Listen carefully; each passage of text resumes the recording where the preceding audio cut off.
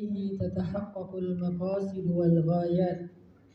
أشهد أن لا إله إلا الله وحده لا شريك له وأشهد أن سيدنا محمدا عبده ورسوله الذي لا نبي بعده. اللهم صل على سيدنا محمد وعلى آله وصحبه وسلم. رب اشرح لي صدري ويسر لي أمري واحلل عقدة من لساني يفقه قولي. اللهم إنا نسألك علما نافعا وقلبا خاشعا ولسانا ذاكرا صادقا وعملا صالحا مقبولا. ربنا هب لنا حكما والحقني بالصالحين. Amin ya rabbal alamin. Terima kasih kepada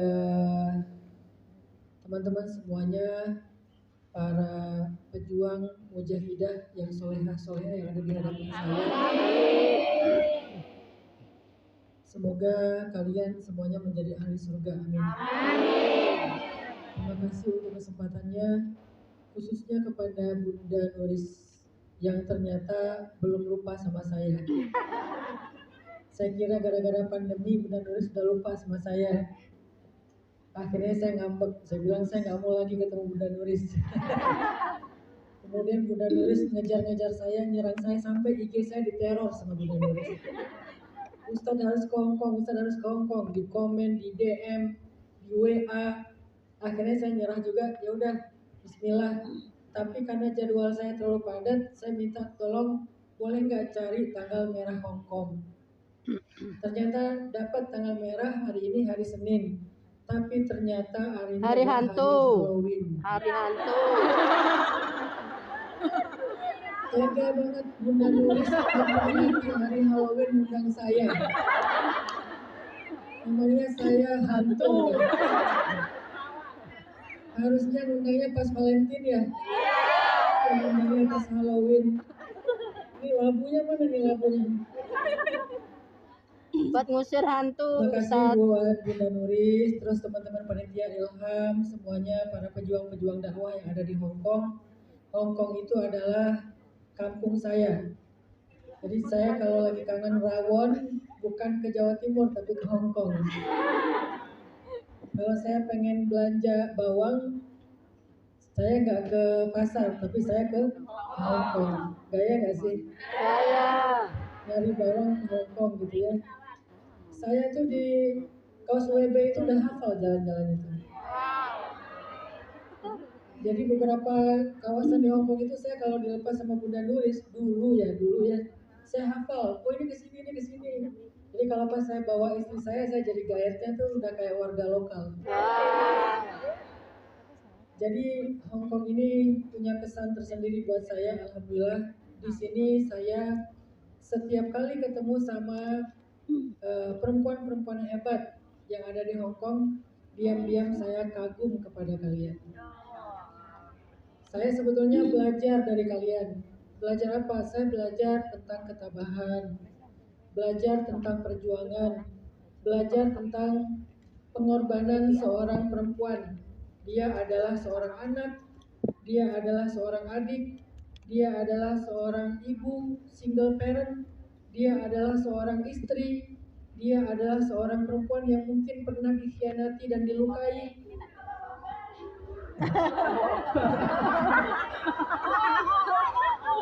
Dengan segala masalah dan background ujian kalian, saya respect sama kalian. terima kasih. Maaf ya saya nggak bisa mengungkapkan kata-kata yang romantis karena saya tipe orangnya itu lempeng ya. Jadi buat saya respect itu mewakili rasa kagum saya. Saya belajar dari kalian. Kalian adalah para pejuang yang sedang berjihad fisabilillah. Amin. Berjihad untuk menafkahi anak, menafkahi keluarga, menafkahi orang tua dengan nafkah yang halal. Amin. Maka pesan saya jangan kotori jihad kalian dengan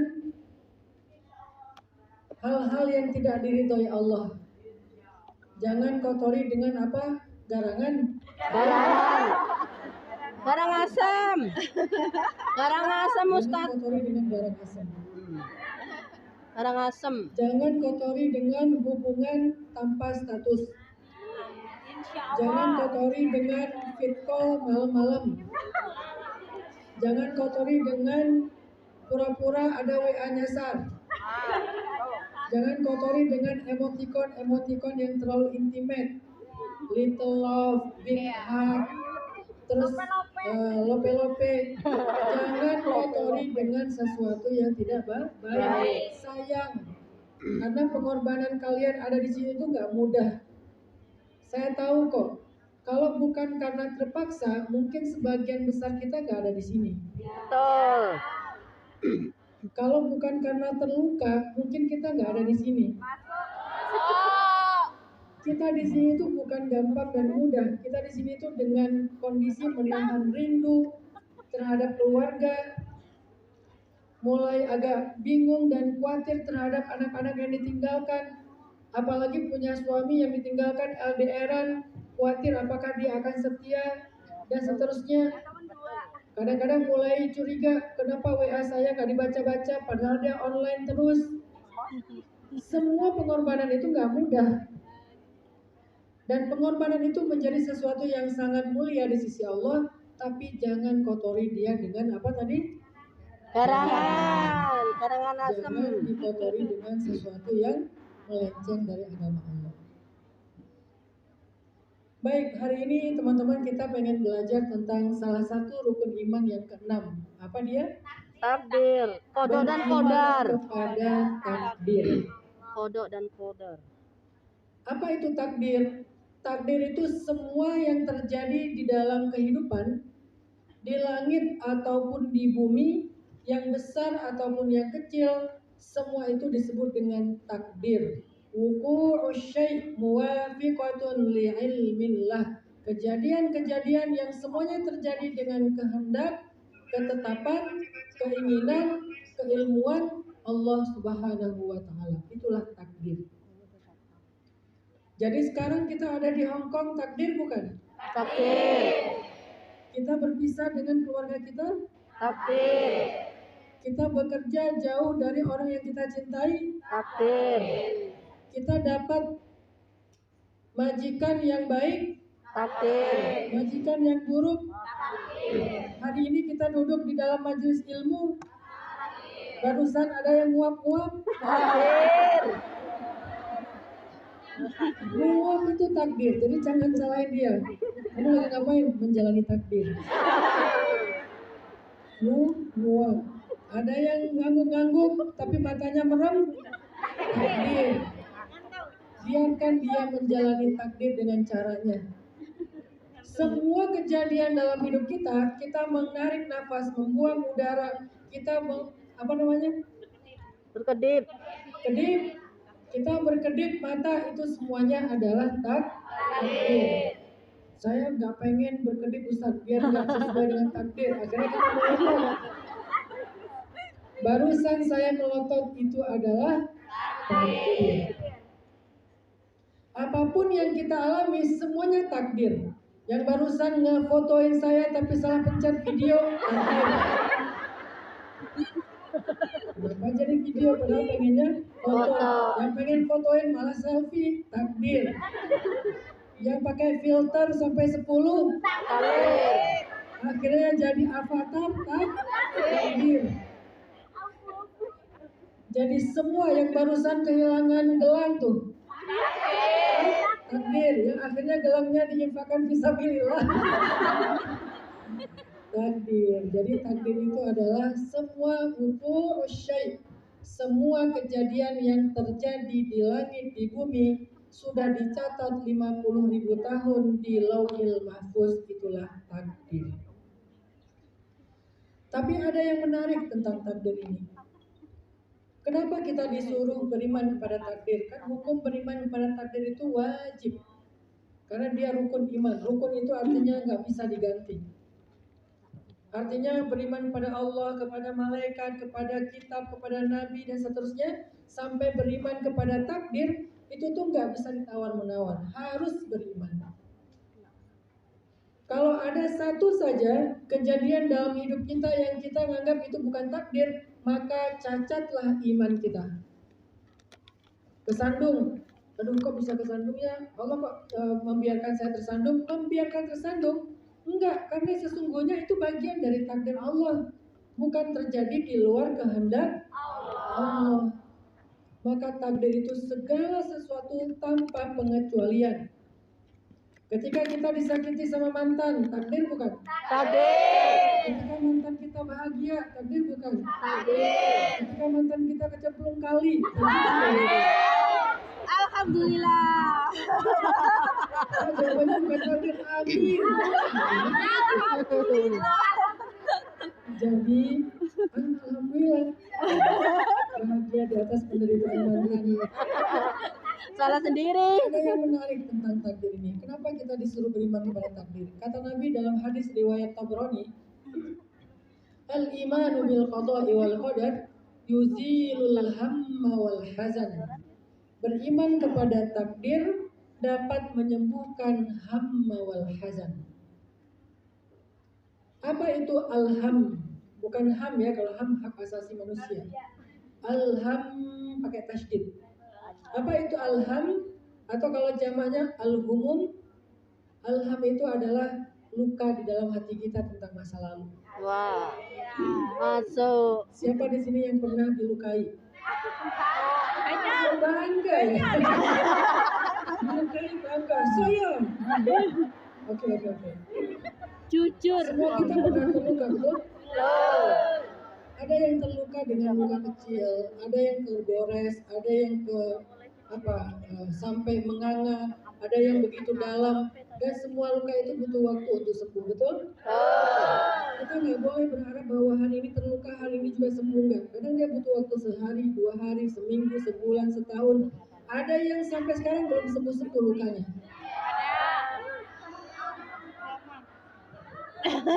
Ini ada komunitas yang terluka ini. Jadi mereka sampai bikin grup karena kita satu server katanya. Jadi alham itu adalah sedih, kecewa, marah, luka, apalagi trauma, apalagi ya gitu deh. Sedih, marah, luka, trauma, kecewa, itu semuanya masuk dalam kategori alham. Semua kita pernah merasakan itu. Ada yang kecewa, apalagi dengan kondisi kita misalnya saat ini. Kita lagi marah. Marah kepada siapa? Mungkin marah kepada mantan suami yang dia nggak bertanggung jawab sehingga meninggalkan kita dan anak-anak sendiri karena kita nggak dinafkahin. Akhirnya kita nggak punya pilihan kecuali bekerja ke Hong Kong. Maka kita sedang alham, sedang luka, sedang marah.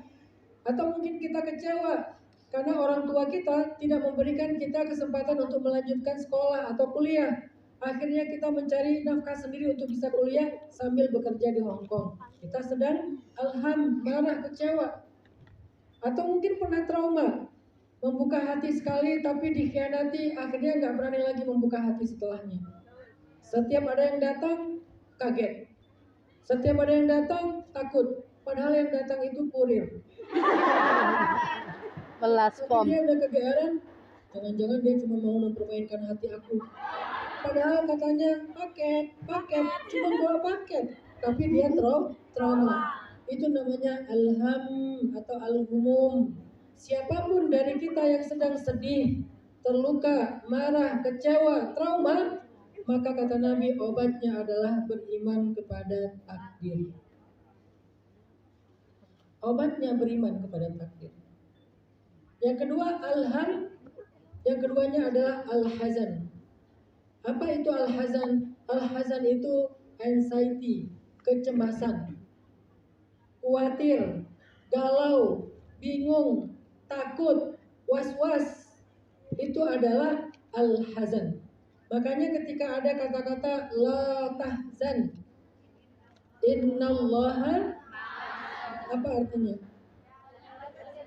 Bukan jangan bersedih, itu terjemahan keliru. Jangan khawatir.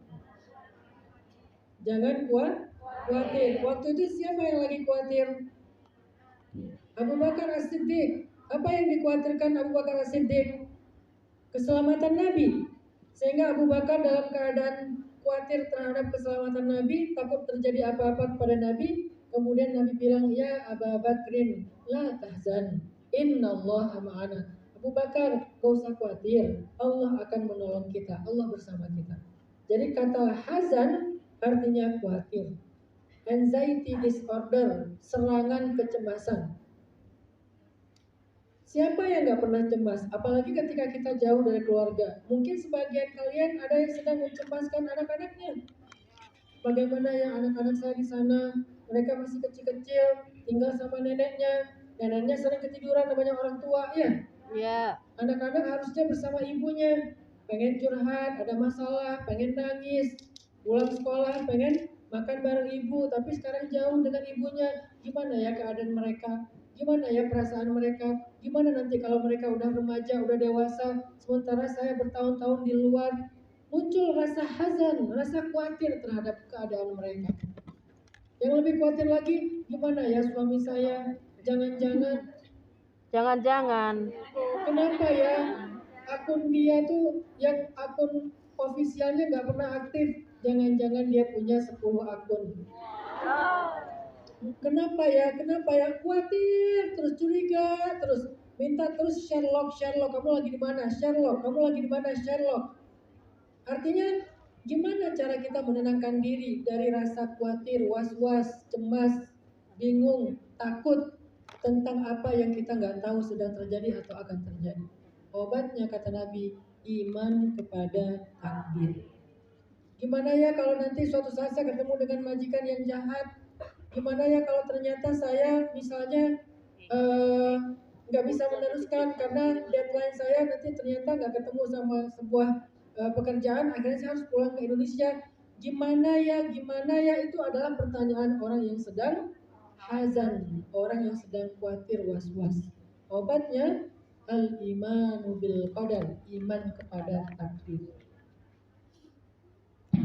Sehingga orang yang iman kepada takdirnya itu sempurna, utuh, maka Allah akan sembuhkan luka di hatinya dan Allah akan tenangkan hatinya dari was-was ataupun kekhawatiran yang berlebihan. Itulah yang akan kita pelajari hari ini. Gimana cara beriman kepada takdir yang diajarkan Rasulullah SAW. Pertama, jadi ada 4 cara beriman kepada takdir. Yang pertama, beriman kepada takdir itu artinya belajar meyakini semua yang terjadi dalam kehidupan kita itu adalah kehendak Allah. Semua yang terjadi dalam kehidupan kita itu adalah kehendak Allah. Semua yang terjadi dalam hidup kita itu adalah ketetapan Allah, rencana Allah, keinginan Allah, takdir dari Allah Subhanahu wa taala. Semuanya syarrihi wa khairihi kata Nabi. Yang kita anggap buruk ataupun yang kita anggap baik, semuanya ketetapan Allah. Apa hasilnya kalau kita udah meyakini semuanya ketetapan Allah? Hasilnya adalah ikhlas. Hasilnya adalah ridho, menerima sebuah kenyataan. Kita disakiti oleh teman kita, dikhianati, dibohongi, ditipu misalnya. Ya, kita terluka, gak apa-apa kalau terluka. Ustadz, kalau gitu kita gak boleh menangis. Menangislah, kan kau juga manusia. Ya. Terus, karena saya lupa. Berlarut, berpura-pura sempurna. Sampai ini acara apa sih? Jadi nggak apa-apa kita mau menangis itu rahmat Allah. Nggak apa-apa kalau kita marah, nggak apa-apa kalau kita terluka, nggak apa-apa kalau kita sedih. Yang apa-apa itu adalah kalau kita larut dalam perasaan seperti itu. Jadi bukan nggak boleh menangis, bukan nggak boleh terluka. Yang namanya disakiti ya, yang pasti terluka. Emang kita robot? Dan luka itu selalu butuh waktu untuk sembuh. Tapi walaupun dia belum sembuh, bisa nggak kita ikhlas? Ya, saya terluka. Ya, saya menangis. Saya tapi menerima kenyataan ini. Masalah yang paling besar dalam hidup seseorang itu adalah ketika dia tidak menerima sebuah kenyataan. Akhirnya dia berandai-andai. Seandainya kalau coba ya kalau saya kemarin, coba ya seandainya saya begini. Kalimat berandai-andai ini adalah wasawisus syaitan. Ini adalah bisikan syaitan kepada manusia agar manusia larut dalam kesedihan dan tidak menerima kenyataan. Maka beriman kepada takdir yang pertama, meyakini bahwa semua kejadian ini adalah ketetapan Allah, semua kejadian ini adalah kehendak Allah, hasilnya adalah saya terima. Raditu ya Rabbi, aku ridho ya Allah. Ana radin ya Allah, aku ridho. Walaupun disakiti, ya, karena sesungguhnya yang saya rasakan ini, kejadian ini bukan hanya tentang manusia, tapi ini juga tentang Allah. Kalau tentang Allah, aku ridho. Kalau tentang Allah, aku ikhlas. Tapi kalau hanya tentang manusia, bukan takdir Allah, kita akan sulit untuk ikhlas dan ridho. Saya disakiti, saya diasingkan, saya begini, saya begitu. Bukan hanya tentang saya, bukan hanya tentang dia, tetapi ini juga tentang Allah. Kalau tentang Allah, saya ridho, saya ikhlas. Itu pentingnya beriman kepada takdir. Semua yang kita alamin, sebesar dan sekecil apapun, hada min qudratillah, ini adalah kehendak Allah, ini adalah kemampuan Allah, ini adalah ketetapan Allah, ini adalah takdir Allah. Kita terima. Ustadz, saya menerima ini sebagai takdir, tapi boleh nggak saya ngeblok orangnya? Blok aja. Boleh nggak? Boleh. Blok aja. Sekarang boleh. Silakan diblok. Memang Ustaz nggak pernah ngeblok orang? Pernah. Apakah kalau kita ngeblok orangnya berarti kita nggak nerima takdir? Mengeblok orang dengan menerima takdir itu dua hal yang berbeda. Menerima takdir itu artinya kita menerima itu sebagai kenyataan, lalu kita ikhlas. Adapun ngeblok orang, unfollow, unfriend, left group, itu bukan tentang nggak menerima, tapi tentang membutuhkan waktu dan jarak untuk menyembuhkan luka.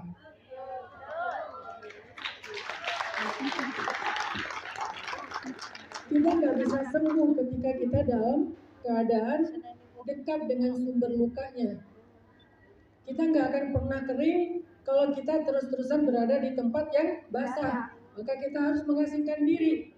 Toh Nabi pun butuh waktu dan jarak untuk menyembuhkan luka beliau. Kapan? Ketika Nabi bertemu dengan Wahsy yang membunuh Sayyidina Hamzah.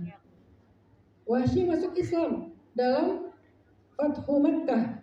Terus kata Nabi kepada Hamzah, kepada Wahsy, Wahsy, kalau kamu bisa menjaga jarak dengan saya, jagalah jarak. Sesungguhnya aku belum bisa bertemu dengan kamu karena itu mengingatkan aku kepada Hamzah. Bahkan Nabi yang sempurna, bahkan Nabi yang soleh, bahkan Nabi yang kekasih Allah istimewa, beliau butuh waktu untuk menyembuhkan lukanya tentang Sayyidina Hamzah. Jadi ngeblok, left group, unfriend, unfollow itu bukan tentang tidak menerima takdir, tapi tentang apa? Tentang menyembuhkan luka. Adapun yang menolak takdir itu adalah mereka yang berandai-andai, coba kalau. Kadang ada yang larut dalam menyalahkan diri sendiri, terus menyalahkan diri sendiri sampai sekarang. Ada yang sampai nggak menerima kenyataan, dia seolah-olah menginginkan semua itu adalah mimpi. Saya pengen, apakah ini bisa diulangi lagi? Seandainya itu hanyalah mimpi, saya nggak bisa membayangkan itu terjadi. Saya nggak bisa memaafkan diri saya sendiri. Itu orang yang tidak meyakini takdir. Karena apa yang terjadi pada diri kita, walaupun syariatnya adalah kesalahan kita, tapi hakikatnya adalah ketetapan Allah. Walaupun syariatnya adalah kesalahan mantan, tapi hakikatnya adalah takdir Allah. Maka terimalah takdir dan lupakan mantan. Menolak takdir dan ngepoin mantan. Itu yang parah. Takdir nggak diterima masih berandai-andai. Coba ya waktu itu aku kasih kesempatan. Coba ya waktu itu aku ngalah dikit. Coba ya waktu itu aku balas WA-nya. Coba ya. Itu namanya menolak takdir. Tapi sambil menolak takdir masih aja stalking IG mantan.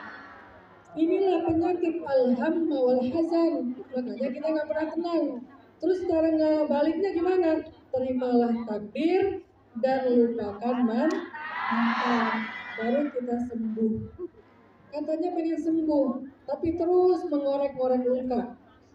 Katanya pengen sembuh, tapi luka yang udah mulai kering ditetesin lagi dengan jeruk nipis. Kapan dia akan sembuh? Kepo lagi, kok dia bahagia sih, makin sakit. Kepo lagi, dia lagi jalan-jalan ke Korea, kok gak mampir sih di Hong Kong, sakit.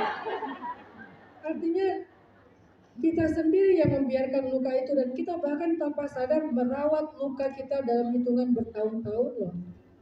Ngapain sih merawat luka? Kenapa kita nggak merawat masa depan aja? Kenapa kita nggak merawat mimpi daripada merawat luka? Ini kenapa saya jadi politis gini ya? Gara-gara ketemu mujahidah Hong Kong.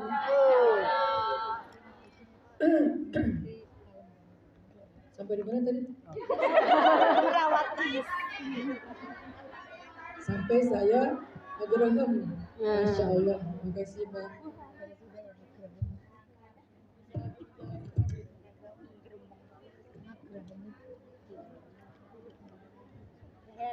Saya minum adalah takdir. Saya minum adalah haus. Haus.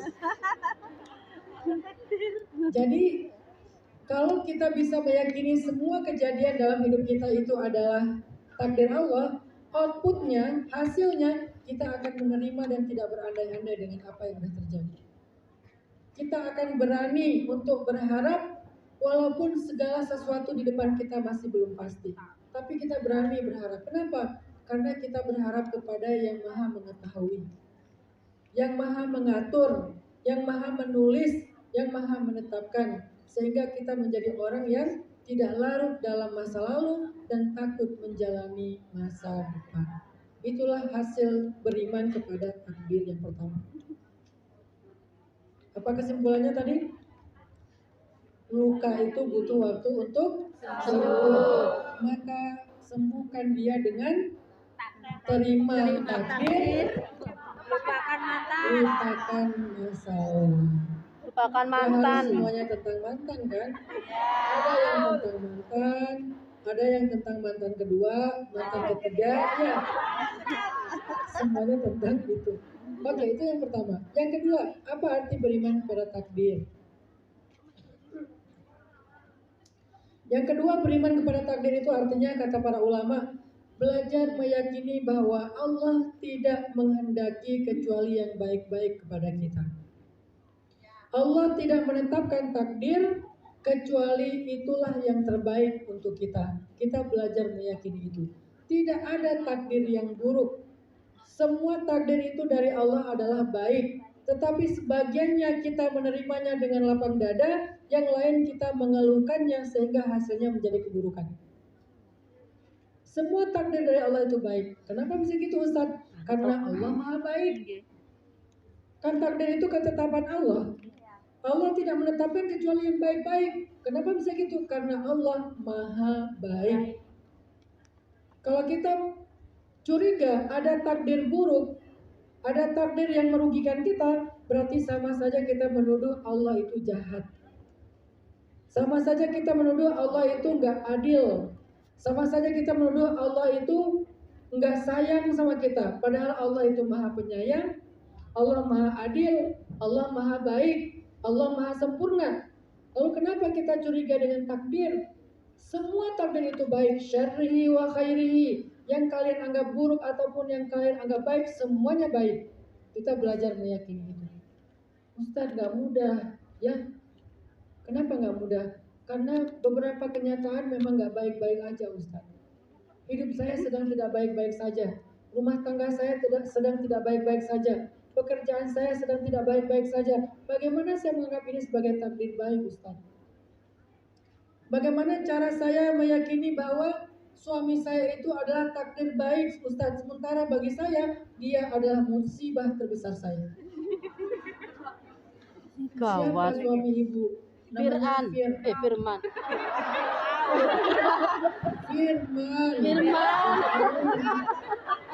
Namanya Firmansyah, bukan Fir'aun, walaupun agak-agak mirip. Ustaz, gak ada kebaikan pada diri suami saya. Sejak awal menikah sampai sekarang semuanya keburukan. Setiap hari dia mencela saya, gak bertanggung jawab, gak memberikan nafkah, tidak mendidik anak-anak, gak pernah sholat. Terus gimana kebaikan takdir yang saya dapatkan melalui suami Ustaz? Gimana kebaikannya? Coba belajar sama Sayyidah Asiyah. Siapa suaminya? Quran. Fir'aun. Itu asli ya? Ya. Asli ya, bukan Fir'aun. Apakah ada kebaikan pada diri Fir'aun? Tidak. Kalau ada yang bilang, coba angkat tangan. Ustaz, jangan suuzon sama Fir'aun, kasihan. Gitu-gitu dia keren loh, raja. Saya ngefans sih sama Fir'aun. Makanya saya kasih nama anak saya Fir'aun. Ada? Gak ada. Dan ini siapa? Fir'aun. Oh, kok bisa gitu? Soalnya orang tua aku ngidolain Fir'aun banget. Gak ada. Mau orang Islam, orang Nasrani, orang Yahudi, gak ada yang ngefans dengan yang namanya Fir'aun. Kalau orang Sunda ngomongnya bukan Fir'aun, Pen-aun. Fir'aun. Ada nggak kebaikan Fir'aun? Fir'aun. Gak ada. Terus kenapa Allah memberikan ujian Fir'aun ini kepada Asia, perempuan yang sangat solehah? Apakah Asia mendapatkan kebaikan dari Fir'aun? Enggak sama sekali. Terus gimana dengan penjelasan yang kedua tadi? Bahwa semua takdir itu ada kebaikannya. Apa kebaikan yang ada dalam kehidupan Asia dengan suami Fir'aun? Kebaikannya adalah Fir'aun menjadi jalan surga bagi Sayyidah Asiyah. Ada suami yang menjadi surga dunia bagi istri. Ada suami yang menjadi surga akhirat bagi istri. Ada istri yang menjadi surga bagi suaminya di dunia. Ada istri yang menjadi jalan surga bagi suaminya di akhirat. Kalau orang melihat takdir itu dengan positif, maka dia selalu menemukan surga di dalam takdir. Suami saya Fir'aun, surga akhirat. Suami saya Firman, surga dunia. Kalau bukan surga dunia, berarti dia surga akhirat. Asia kebenaran mendapatkan surga akhirat lewat Fir'aun. Sekarang kita mau milih yang mana? Dunia akhirat. Itu ideal. Tapi bagaimana kalau disuruh memilih? Akhirat. Gak mau milih Ustadz, karena gak mungkin kita meninggalkan akhirat. Tapi gimana kalau ternyata memang kita diberikan akhirat aja gak dunia? Apakah kita akan mengatakan takdir itu buruk? Gak boleh. Takdir itu tetap baik, walaupun kebaikannya menjadi tertunda kelak di akhirat. Lagi pula Asia sudah melihat surga bahkan sejak dia masih ada di dunia. Dia adalah satu-satunya perempuan yang pernah melihat surga live dari ketika dia masih di dunia. Kenapa bisa kayak gitu? Karena karena kesabarannya terhadap suami seperti Fir'aun. Makanya Allah bilang gini di Al-Baqarah ayat 216. Wa asa an takrahu syai'an wa huwa khairul lakum. Wa asa an tuhibbu syai'an wa huwa syarrul lakum. Wallahu ya'lamu wa antum la ta'lamun. Allah. Coba terjemahin. Udah Ustaz, apa terjemahannya? Allah. Apa terjemahannya? Bisa jadi kalian benci sesuatu padahal itu baik untuk kalian. Dan bisa jadi kalian menyukai sesuatu padahal itu buruk untuk kalian. Dan Allah lebih tahu sedangkan kalian tidak tahu. Jadi jangan Sok tahu. Dan itu bukan ayat ya. Yang dicari ayat jangan sok tahu. Yang ketemu di Google. Itu bukan ayat. Maksudnya apa ayat itu? Ternyata nggak semua yang kita nggak suka dalam hidup itu adalah buruk. Bisa jadi ada kebaikan di dalamnya. Kalau bukan di dalamnya, di baliknya. Kalau bukan di dalamnya, maka di baliknya. Kok bisa Ustaz? Fa inna ma'al usri yusra. Inna ma'al usri yusra. Kalau bukan di dalam itu kebaikan, kalau bukan pada kejadian itu ada kebaikan, maka bersamanya, di baliknya. Tapi kebaikan itu selalu ada. Sehingga kita belajar meyakini yang namanya takdir Allah itu pasti baik. Kalau enggak di dalamnya, ya bersamanya. Pasangan, dia takdir kita. Kalau bukan dia kebaikan dalam hidup kita, bersama dialah kita mendapatkan kebaikan. Ada sebuah kisah di zaman sebelum Nabi yang mengisahkan ini juga Rasulullah SAW. Jadi ada dua orang solih, orang ahli ilmu, bersahabat. Kemudian si yang pertama ini selalu mengunjungi sahabatnya yang kedua untuk silaturahim setahun sekali. Nah, suatu saat ketika dia berkunjung ke rumah sahabatnya, dia ketuk pintu, tok tok tok, assalamualaikum. Dari dalam kedengaran suara orang yang menjawab, siapa? Suara perempuan. Bukan jawab salam tapi malah nanya, siapa? Terus kata orang ini, saya Fulan bin Fulan. Saya sahabatnya Fulan bin Fulan. Apakah benar ini rumahnya? Ya, emang kenapa? Apakah orangnya ada? Saya ingin bersilaturahim. Nggak ada. Mending dia mati aja. Dia lagi mencari kayu di hutan. Semoga dia nggak kembali lagi. Dasar suami nggak benar. Ini perempuan ditanya satu, jawabnya sejilid. Cuman nanya adakah dia di rumah, jawabnya buruk semuanya. Dia menjelek-jelekan suaminya habis-habisan. Akhirnya orang yang bertamu ini nunggu di depan rumah. Mudah-mudahan nanti sebentar lagi sahabatnya akan pulang dari hutan. Ternyata benar. Sahabatnya pulang dari hutan, membawa kayu bakar, dan yang uniknya adalah kayu bakarnya dipikul oleh seekor singa. Dia pulang dari hutan bersama dengan seekor singa, dan dia bukan Tarzan. Singa itu memikul kayu bakar. Biasanya yang memikul kayu bakar siapa? Keledai, atau mungkin sapi, atau mungkin kuda, atau bilhal, peranakan antara kuda dengan keledai. Ini yang memikul kayu bakarnya adalah singa liar dari hutan, membantu dia memikul kayu bakar. Pas ketemu, assalamualaikum, waalaikumsalam, masya Allah saudaraku. Akhirnya mereka salaman. Bentar, aku taruh dulu kayu bakar ke belakang. Akhirnya singa itu meletakkan kayu bakar ke belakang. Setelah beres, singa itu langsung lari lagi masuk ke dalam hutan. Ya silakan masuk. Masuklah ke dalam rumah. Jadi tamu. Ketika sampai di dalam rumah, pemilik rumah ini sibuk memasak untuk tamunya. Sementara istrinya tiduran di dalam kamar. Dia masak, dihidangin makanan segala macam untuk memuliakan tamu. Karena memuliakan tamu itu adalah ciri orang soleh.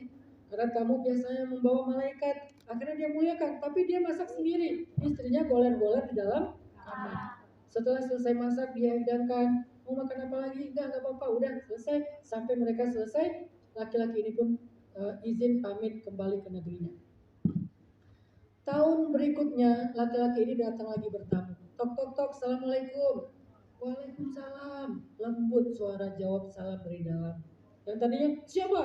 Kalau sekarang waalaikumsalam. Beda. Apakah Fulan ada? Saya sahabatnya ingin bertamu. Oh maaf, dia lagi nggak di rumah. Dia lagi mencari nafkah. Dia lagi berusaha di hutan mencari kayu bakar. Semoga dia cepat pulang dalam keadaan selamat. Dia suami yang solih, suami yang bertanggung jawab. Muji-muji suaminya. Kalau berkenan silakan tunggu ya. Nanti sebentar lagi insya Allah dia pulang. Oh iya, saya tunggu depan rumah. Tunggu aja. Gak lama kemudian laki-laki itu pun pulang membawa kayu bakar. Tapi kali ini dia memikul kayu bakarnya sendiri, tidak dipikul oleh singa.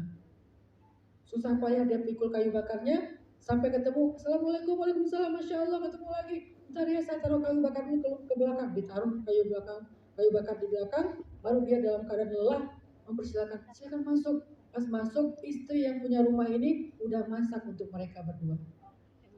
Menghidangkan makanan terbaik, minuman terbaik, menyambut tamu, istrinya yang masak. Sehingga laki-laki ini bisa istirahat santai di dalam rumah, berbicara, ngobrol sama tamunya. Setelah selesai mereka ngobrol, makan, akhirnya tamu ini bertanya, ya Fulan, aku heran dengan kehidupanmu. Apa yang kamu herankan? Kenapa kehidupanmu berbeda antara tahun kemarin dengan tahun ini? Tahun kemarin engkau memiliki istri yang sangat pemarah yang selalu menjelek-jelekanmu. Dan aku melihat tahun ini justru kebalikannya, istrimu sangat solehah, sangat baik kepadamu, memuji-muji engkau, mendoakan engkau dengan kebaikan. Apa yang terjadi? Laki-laki ini bercerita, wahai saudaraku, puji aku di rumah dengan istri pemarah, istri yang suka menghina suami, istri yang kufur dan tidak pernah berterima kasih menghargai suaminya. Allah menguji aku dengan kesusahan di dalam rumah, tapi di waktu yang sama Allah memberikan aku kemudahan di luar rumah. Makanya engkau menyaksikan aku mencari kayu bakar di hutan dibantu oleh singa dan hewan-hewan liar. Ketika aku pulang, singa itu memikulkan kayu bakar untukku. Itulah kemudahan di luar rumah yang aku dapatkan karena kesusahan yang aku dapatkan di dalam rumah. Tapi gak lama kemudian istriku meninggal dunia. Pasti pengennya gak kayak gitu kan ceritanya. Iya. Lama-lama istrinya dapat hidayah gitu ya. Kayak meninggal istrinya. Istrinya meninggal, terus Allah karuniai aku istri yang solehah. Dia menikah lagi, dapat istri yang solehah, yang sangat berterima kasih, menghargai suami, memuji suami, mencukupkan hak suami. Allah mudahkan aku dengan istri yang solehah di dalam rumah, tetapi Allah cabut kemudahan aku di luar rumah. Sehingga engkau melihat aku mencari kayu bakar sendiri, memikul sendiri, tidak ada lagi singa yang membantu aku. Maka begitulah hidup, teman-teman. Ketika Allah berikan kita satu kesusahan, sebetulnya di waktu yang sama, di tempat yang berbeda, dalam kasus yang berbeda, Allah sedang memberikan kita kemudahan dengan cara yang lain. Sehingga kalau kita menolak kesusahannya, sebetulnya kita juga sedang menolak kemudahannya sekaligus. Hari ini kalau misalnya kalian merasa kayak rezekinya kok mudah di Hong Kong, alhamdulillah bisa ngirimin lebih dari cukup. Tahukah apa alasan kalian mudah rezeki hari ini? Mungkin karena kesusahan yang lain. Coba periksa kesusahan apa yang sedang kalian alami. Satu, menahan rindu kepada orang yang gak jelas ya. Oh jelas, oh anak, Masya Allah.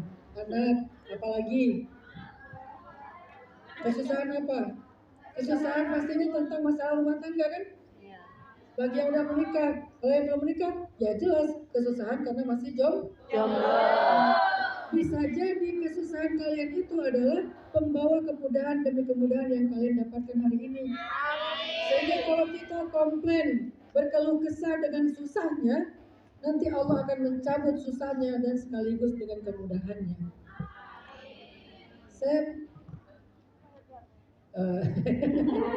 Saya kenal dengan seorang ketua DKM ya di Bandung lah. Ketua DKM ini seorang ayah yang diuji dengan punya anak autis. Kan punya anak autis itu nggak mudah kan? Dia diuji punya anak autis. Anaknya itu ya namanya anak autis ekstra lah, ekstra tenaga, ekstra waktu, ekstra sabar. Pokoknya ekstra banget nih ayah dan bundanya untuk membesarkan anak ini. Gak lama kemudian anaknya sembuh. Anaknya dengan terapi akhirnya sembuh. Tahu nggak apa yang terjadi? Beliau cerita ke saya, Ustaz, ketika saya diuji dengan anak saya yang autis, Allah mudahkan rezeki saya. Sehingga saya bisa bawa dia terapi sampai ke luar negeri. Allah mudahkan rezeki saya, sehingga saya bisa beli rumah yang besar. Allah mudahkan rezeki saya, sehingga saya bisa mengganti perabotan yang dirusak oleh dia. Allah mudahkan rezeki saya dengan semua usaha saya ya Ustaz. Tapi begitu anak saya udah sembuh sekarang, rezeki saya kembali normal secukupnya. Ternyata ujian yang Allah berikan kepada kita, dia tidak datang sendiri. Dia selalu datang dengan membawa kemudahan dan anugerah. Kalau gitu, boleh nggak kita berdoa supaya ujian itu Allah selesaikan? Boleh. Boleh nggak minta jalan keluar? Boleh. Terus yang nggak boleh apa Ustaz? Berkeluh kesah. Yang nggak boleh apa Ustaz? Menolak kenyataan. Yang nggak boleh apa Ustaz? Menuduh Allah seolah-olah Allah itu jahat kepada kita. Tapi kalau berdoa, ya Allah sembuhkan sakit saya. Padahal sakit itu datang membawa banyak kemudahan dari sisi yang lain. Boleh nggak minta sembuh? Boleh. Yang nggak boleh, ya Allah apa maumu? Kenapa saya? Apa yang kurang dari saya segala macam? Itu yang akan membawa rezeki itu tercabut bersama dengan kesusahan sekaligus. Tapi kalau kita berdoa, ya Allah sembuhkan saya ridho dengan ketetapan-Mu, tetapi saya juga menginginkan rahmat-Mu. Saya ridho dengan ketetapan-Mu, tapi saya juga berharap rahmat-Mu. Sembuhkan saya, ya Allah. Kalau saya sembuh, insya Allah saya lebih mudah untuk beribadah, lebih mudah mencari ilmu. Saya tidak pernah mengingkari ketetapan-Mu. Engkau Maha Penyayang, Engkau Maha Adil. Puji Allah, nanti Allah akan mencabut masalah kita dan membiarkan kemudahan tetap bersama dengan kita. Amin. Jadi tujuan belajar iman kepada takdir yang poin kedua bukan sekedar menerima kesusahan, tetapi jangan mengkomplain, mengkeluh kesahkan sebuah kesusahan. Kenapa? Tidak ada yang buruk dari takdir, semuanya baik. Semua yang Allah tentukan dalam kehidupan kita itu baik. Selalu ada hikmahnya, hanya terkadang kita tidak memahaminya. Seringkali kita salah paham sama Allah, akhirnya kita menolak kenyataan sebuah takdir. Saya kasih contoh. Tahun 2015 saya pernah dapat, malah kita tuduh orang jahat. Gimana cara Allah nolongin kita? Allah kasih kita bekal 500 juta untuk berobat minggu depan. Karena Allah tahu dalam takdir yang sudah ditulis 50.000 tahun yang lalu, kita akan sakit DBD dan butuh uang 15 juta. Dibiayain sama Allah. Cuman kita kan nggak bisa dengar Allah ngomong pas kasih 15 juta. Ini ya 15 juta bukan buat beli motor ya. Ini 15 juta bukan buat jalan-jalan ya. Ini 15 juta bukan buat judi online ya. Ini 15 juta bukan buat beli skincare ya. Ini 15 juta buat berobat minggu depan. Kita akan bilang apa? Terima kasih ya Allah. Tahu saya akan butuh uang, sekarang dibekali. Itulah kehendak Allah. Makanya kalau kita misalnya dapat nikmat, tiba-tiba dapat musibah, jangan bilang Allah nggak rela ngelihat saya nyaman sebentar aja. Allah kayaknya nggak rela ngelihat saya happy sebentar aja.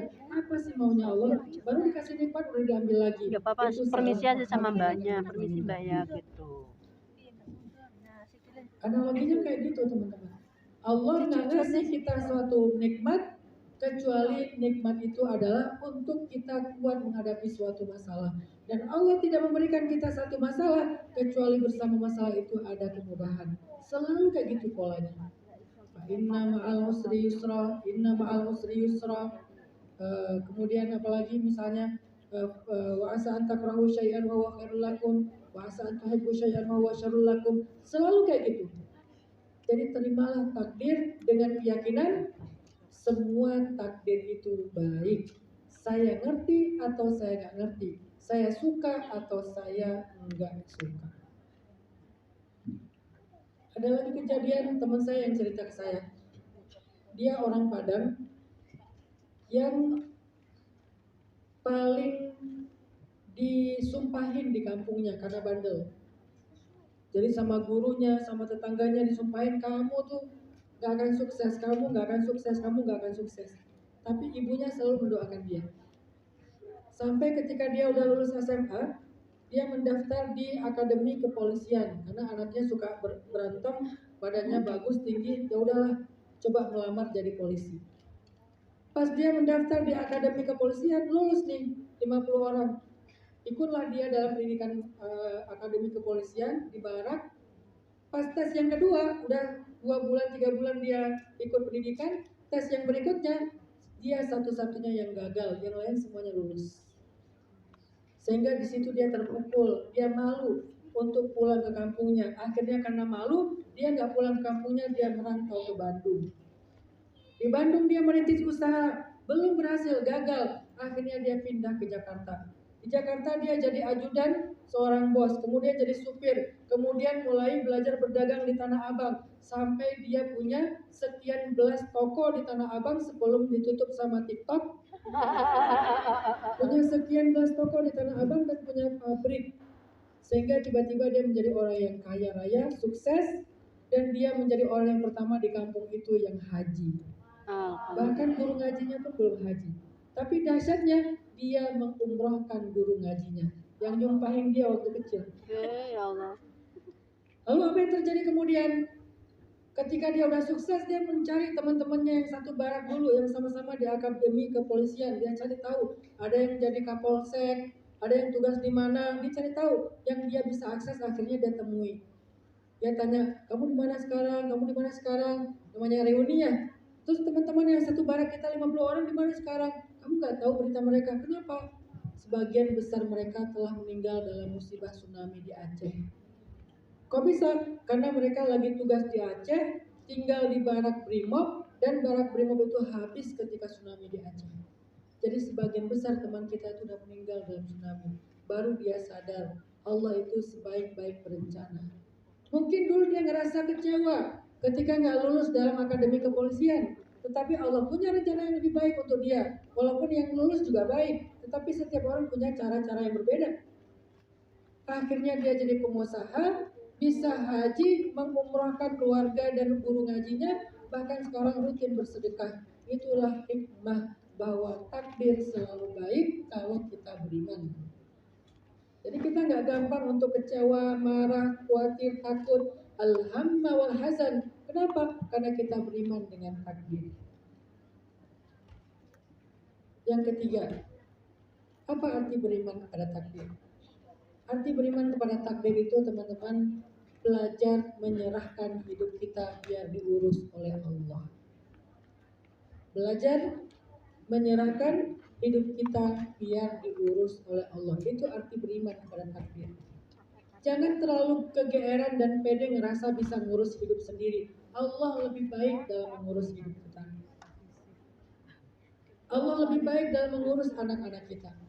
Allah lebih baik dalam mengurus keluarga kita. Sehingga ketika kita jauh dari anak, kita akan serahkan, ya Allah, aku serahkan anakku kepadamu.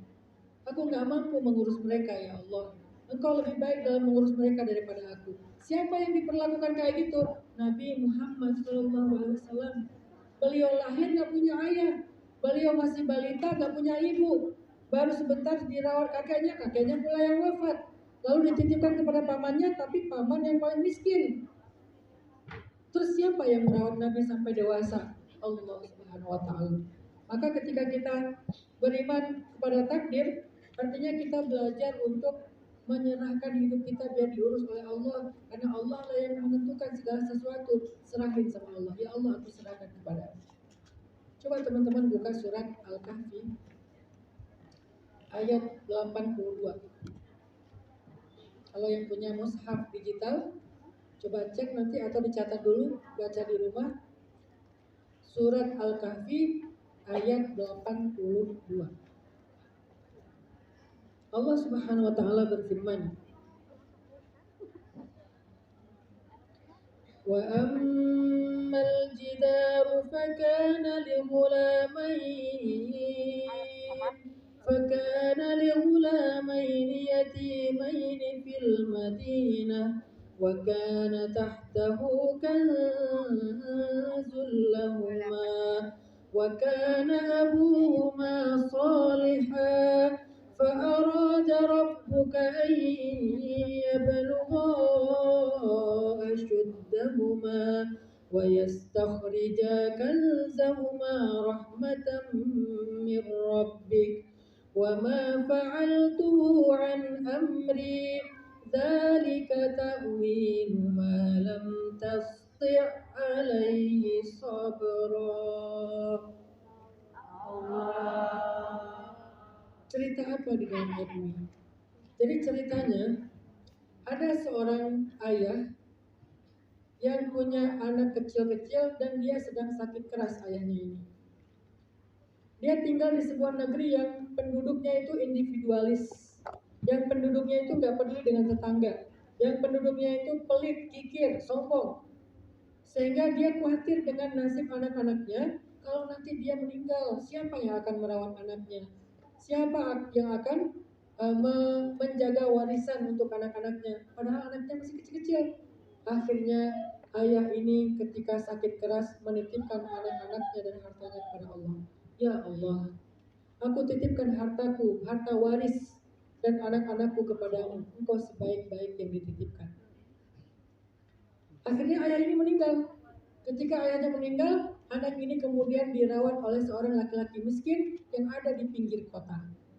Yang ada di pinggir kota tersebut, negeri tersebut. Karena anak ini masih kecil-kecil, harta warisan mereka belum bisa diberikan kepada mereka. maka kemudian ketika itu Allah merobohkan rumah mereka. Karena di dalam rumah itu ada harta warisan. Cara Allah menjaga harta warisan, rumahnya dirobohkan sehingga tidak ada yang datang ke rumah itu. Ketika anak-anak ini sudah mulai remaja, udah bisa diwariskan, akhirnya Allah datangkan 2 orang nabi jauh-jauh untuk membangun rumah tersebut. Siapa 2 nabi itu? Nabi Musa dan Nabi Khidir. Jauh-jauh didatangkan, tujuannya untuk membangun kembali rumah yang roboh tadi. Lalu dipanggillah anak kecil itu untuk mengambil harta yang ada di dalam rumah. Maka hiduplah anak kecil itu yang sudah remaja dengan segala kecukupan dari warisan orang tuanya. Coba perhatikan kisah ini. Kata Nabi dalam hadis riwayat Ibnu Hibban, "Annallaha idza studi'a syai'an hafizah." Allah itu kalau dititipin sesuatu pasti dijaga sama Allah. Allah kalau dititipin sesuatu pasti dijaga. Lihat bagaimana seriusnya Allah menjaga amanah ketika laki-laki ini menitipkan harta dan anak-anaknya kepada Allah, sehingga Allah jaga hartanya dengan cara rumahnya dirobohkan. Allah jaga anak-anaknya dengan dirawat oleh orang baik dan miskin yang ada di pinggir kota. Lalu ketika mereka sudah cukup usia, Allah datangkan 2 nabi untuk membangun rumah. Kenapa harus 2 nabi? Kan bisa aja tukang di sebelah rumah lagi nganggur tiba-tiba ngebangunin ya. Nganggur ya udahlah, ngebangunin rumah yang udah runtuh daripada jadi tempat pembuangan sampah, daripada jadi rumah hantu angker, udah saya bangun. Kenapa gak tukang aja? Kenapa nabi? Menunjukkan betapa seriusnya Allah menjaga amanah. Kenapa Musa dan Khidir? Pertama, Musa itu nabi yang qawiyun amin, nabi yang kuat, maka dia sendiri cukup untuk membangun rumah yang hampir roboh. Kenapa Khidir? Karena yang tahu rahasia ini cuma Nabi Khidir sebagai nabi yang tahu rahasia-rahasia gaib. Sehingga dengan Khidir datang, Khidir tahu ada apa di dalam rumah itu, harta warisan. Di mana anak itu dirawat, dicari, didatangkan kepada rumah yang dibangun oleh Musa. Akhirnya mereka mendapatkan kembali hak mereka. Begitulah Allah menjaga amanah. Maka titipkanlah kepada Allah. Kalau kita beriman kepada takdir, artinya pengaturan Allah, ketetapan Allah, Allah sebaik-baik yang mengurus, maka titipkan kepada Allah. Ya Allah, aku titipkan suamiku, aku di dekatnya aja aku gak percaya, apalagi jauh. Ya Allah, aku titipkan anak-anakku, aku ada di sana aja kadang-kadang mereka sering gak sholat, apalagi jauh. Ya Allah, aku titipkan orang tuaku, aku ada di sana aja mereka sering ngeluh-ngeluh, apalagi aku jauh. Ya Allah, aku titipkan hartaku, aku ada di sana aja hartaku itu sering banget dimintai hutang sama tetangga, sama saudara, dan gak balik-balik sampai sekarang. Aku titipkan kepadamu ya Allah. Titipin hidup kita kepada Allah. Bagi yang belum punya keluarga, Ustaz, titipkan jodoh kita kepada Allah. Ya Allah, aku gak tahu siapa orangnya, tapi aku tahu akunnya ya Allah. Fulan 2011. Nanti umurnya baru 12 tahun.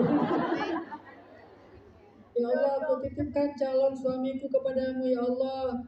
Jadikanlah aku pantas untuknya. Jadikanlah dia seorang hafiz Al-Quran. Jadikanlah dia imam yang adil, sayang sama aku. Jadikanlah dia tampak bagiku seperti jungkuk ya Allah.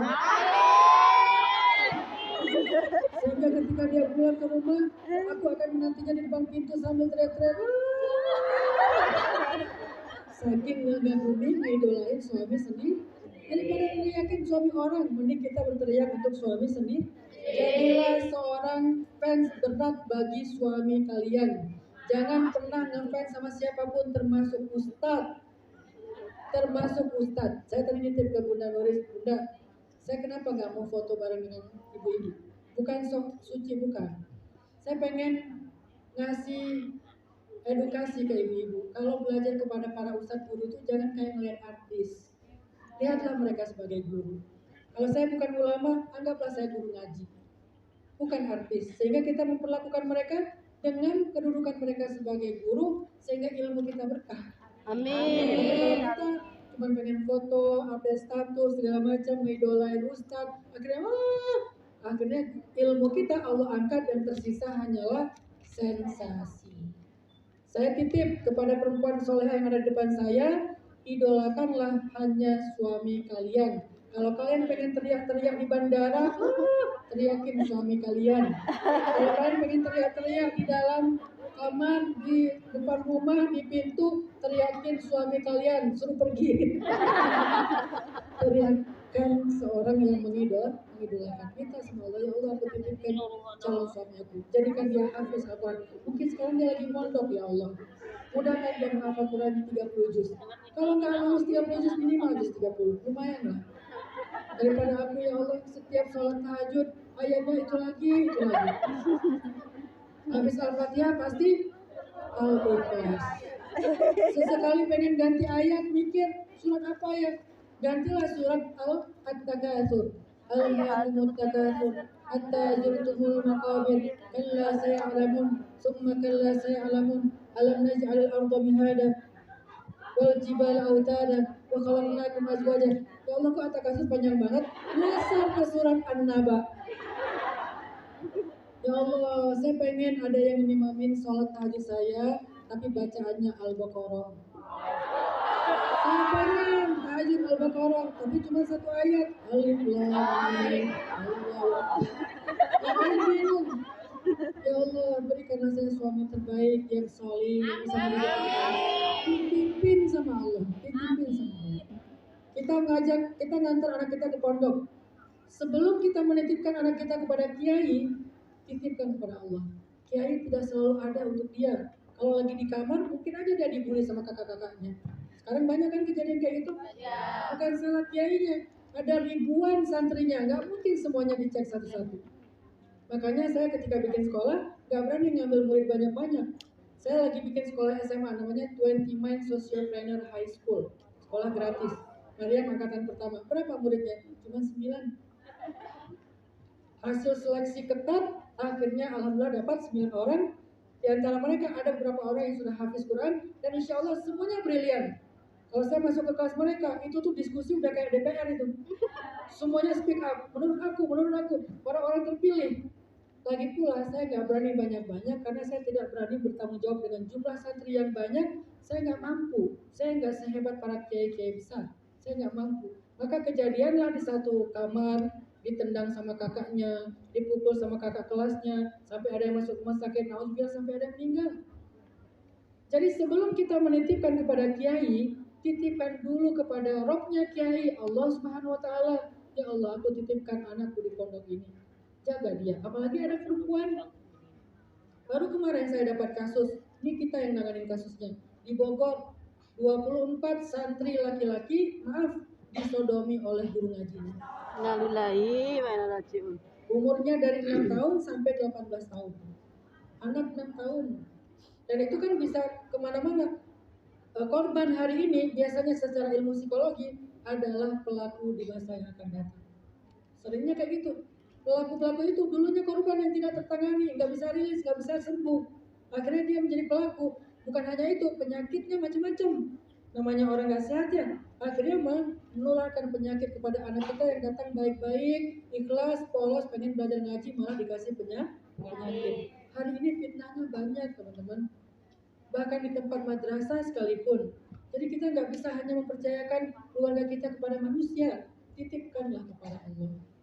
Anak laki-laki, apalagi anak perempuan. Yang terakhir, yang keempat, belajar beriman kepada takdir tentang apakah takdir bisa berubah. Itu kan yang kita penasaran. Ya. Allah, saya udah terlanjur menikah, masih bisa ganti orang enggak?